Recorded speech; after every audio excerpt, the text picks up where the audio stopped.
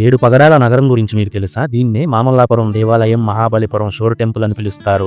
8వ శతాబ్దంలో పల్లవరాజు నరసింహవర్మన్ పాలనా సమయంలో తమిళనాడులోని సముద్ర తీరంలో దీని నిర్మాణం జరిగింది. చెన్నైకి 60 కిలోమీటర్ల దూరంలో ఈ ప్రాంతం ఉంది. సముద్రంలో ప్రయాణించే నావికులకు ఇది ఒక ముఖ్యమైన నావిగేషన్లా, దీపస్తంభంలా పనిచేసింది. ఎందుకంటే ఈ ఆలయ గోపురం ఎత్తు 60 అడుగులు పిరమిడ్ ఆకారంలో ఉంటుంది. నిజానికి ఇది 7 ఆలయాల సముదాయం. మిగతా ఆలయాలు సముద్రంలో మునిగిపోయాయి. 2004లో వచ్చిన సునామీ వల్ల మునిగిపోయిన ఆలయాల శిథిలాలు బయటపడ్డాయి. భారతీయ ప్రాచీన నిర్మాణ ఆలయాల్లో ఇది ఒకటి. శివుడు, విష్ణువులకు దీన్ని అంకితం చేశారు. ప్రధాన దేవాలయం తూర్పు వైపుకి ఉండి సూర్యకిరణాలు గర్భగుడిలోని శివలింగం మీద పడతాయి.